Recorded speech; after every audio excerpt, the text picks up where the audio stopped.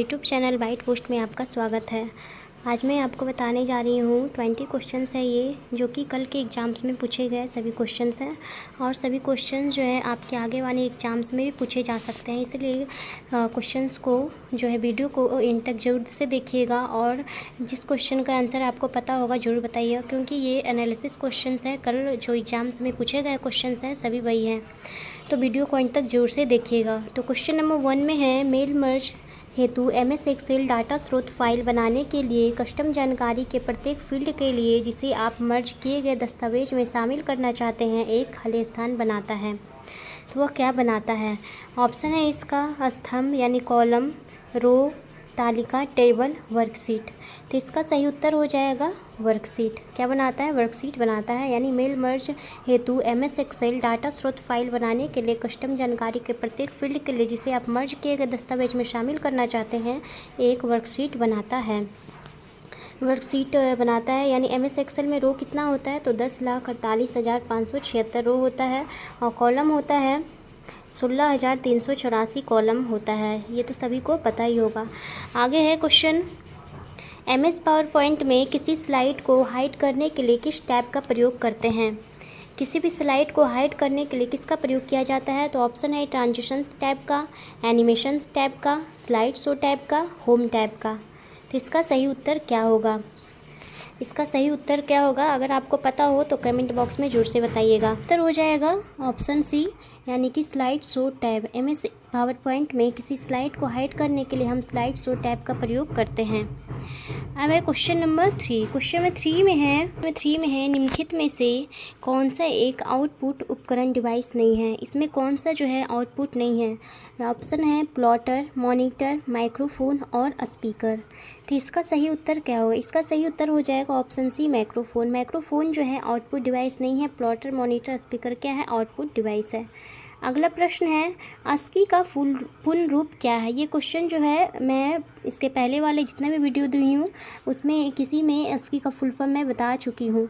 तो ASCII का full form क्या होता है? American standard code for information, American standard code for information interchange, American standard character for information interchange, American standard change for information interchange. तो इसका full form होता है American standard character for information interchange. Option C क्या हो जाएगा? Correct हो जाएगा।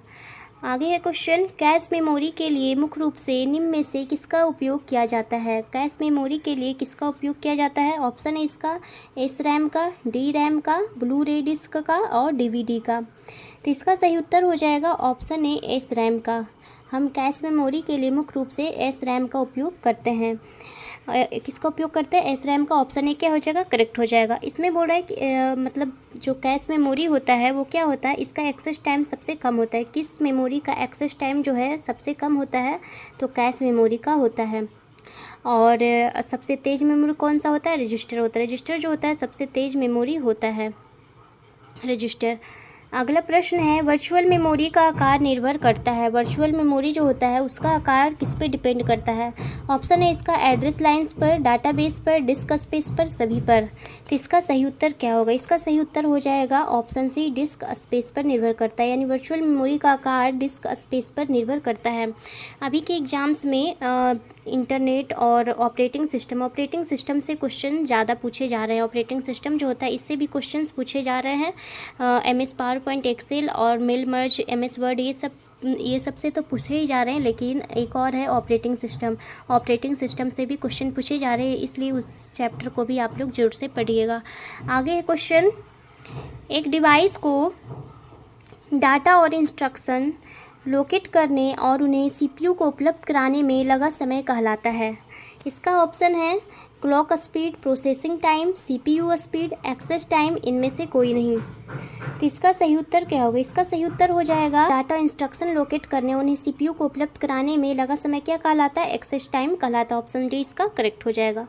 अगला प्रश्न है, HTTP का पोर्ट नंबर कितना होता है? HTTP जो होता है उसका पोर्ट नंबर कितना होता है? ऑप्शन है इसका 80 होता है, 25, 21 और 20। तो इसका HTTP का पोर्ट नंबर कितना होता है? इसका हो जाएगा ऑप्शन ए करेक्ट हो जाएगा।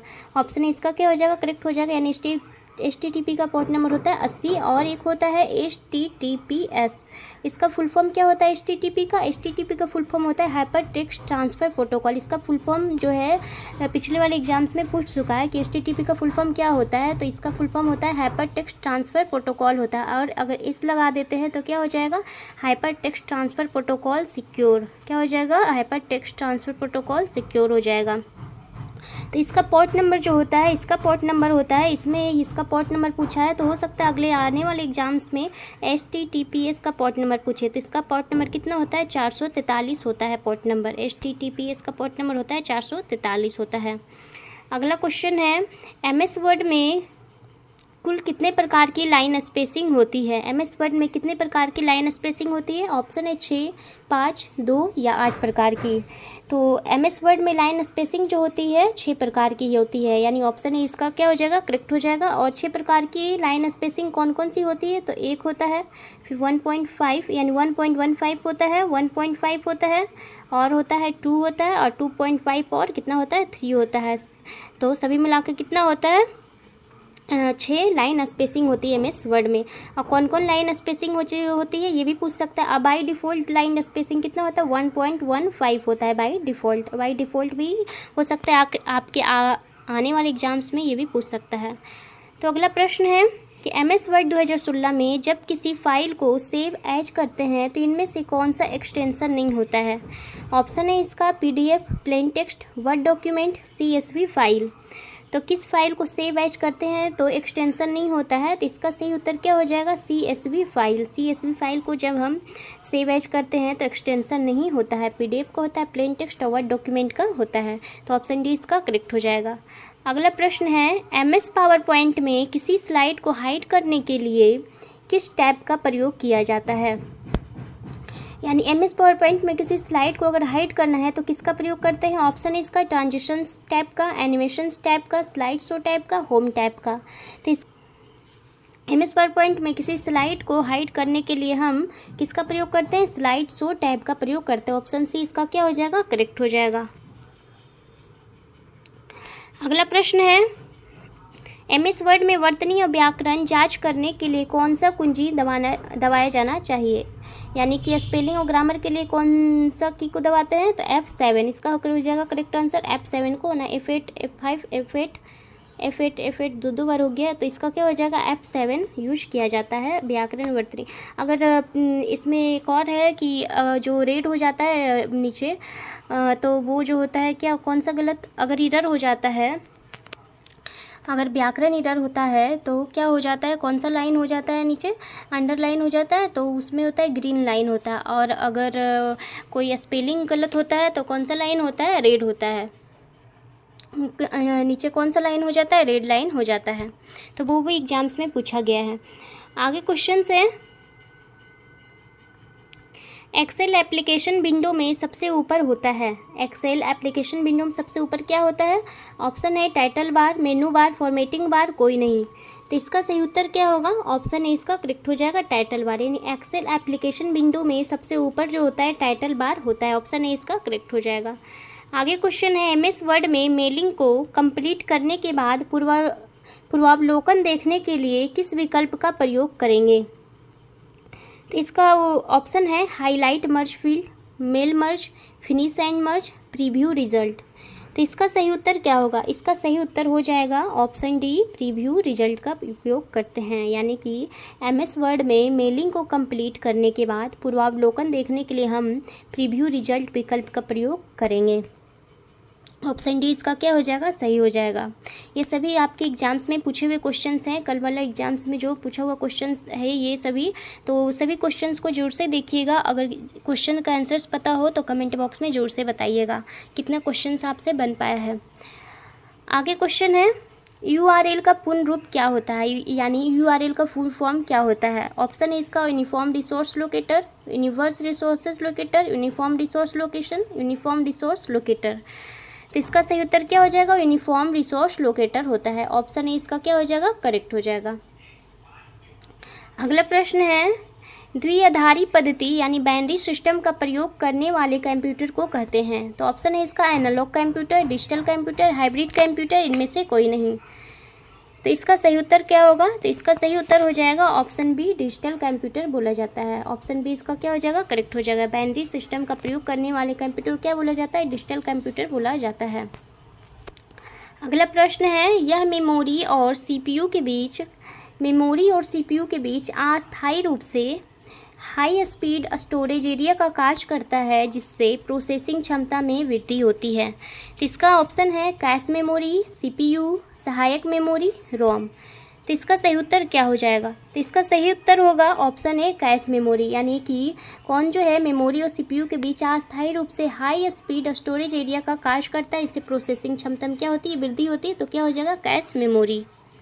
अगला प्रश्न है, डिस्प्ले हो रही स्लाइड्स के चेंज के बीच मोशन इफेक्ट अप्लाई करने में प्रयुक्त यानी उपयुक्त फीचर को चुनिए। कौन सा फीचर उपयोग किया जाता है?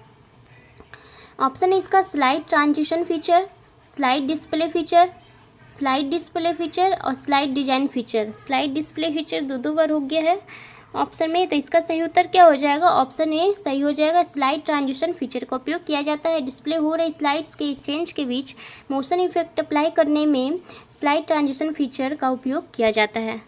अगला प्रश्न है, इंटरनेट IPv4 पते में प्रयुक्त ऑक्टेट्स की संख्या है। IPv4 पते में कितने ऑक्टेट की संख्या का उपयोग किया जाता है? ऑप्शन है 6, 8, 16, 4। तो इसका सही उत्तर क्या हो जाएगा? तो इसका सही उत्तर हो जाएगा ऑप्शन डी, 4। यानी IPv4 में 4 ऑक्टेट की संख्या होती है। अगला प्रश्न है, MS एक्सेल में सेल को कलर करने के लिए प्रयोग किया जाता है। MS एक्सेल में सेल को कलर करने के लिए किसका प्रयोग किया जाता है? ऑप्शन है इसका font colour, fill colour, clear, none of these. तो इसका सही उत्तर क्या होगा? ऑप्शन बी इसका करेक्ट हो जाएगा, फिल कलर का उपयोग किया जाता है। यानी MS एक्सेल में सेल को कलर करने के लिए हम फिल कलर का उपयोग करते हैं। ऑप्शन बी इसका करेक्ट हो जाएगा। 20 क्वेश्चंस है। ऐसे भी क्वेश्चंस आपके एग्जाम्स में के लिए बहुत ही इंपॉर्टेंट है। हो सकता है इस टाइप का क्वेश्चंस आपके एग्जाम्स में आए। ये क्वेश्चन सुने, इस टाइप का क्वेश्चंस आ सकते हैं। तो क्वेश्चन जो 20 क्वेश्चंस हैं सभी को जरूर से देखिएगा, और सभी क्वेश्चन जो हैं आपके एग्जाम्स बेस्ड ही हैं, यानी एग्जाम्स में पूछे गए क्वेश्चन है। कल आपके एग्जाम्स में सभी क्वेश्चन पूछे गए थे, वही सारा क्वेश्चंस मैं दे दी हूँ। 20 ही क्वेश्चंस है, 36 यानी 60 क्वेश्चंस में। वीडियो को जरूर से देखिएगा, और अगर वीडियो अच्छा लगता हो तो लाइक कीजिएगा और सब्सक्राइब भी कीजिएगा मेरे चैनल पर नए हो तो, और अपने फ्रेंड्स को शेयर भी ज़रूर से कीजिएगा। And bye, thank you.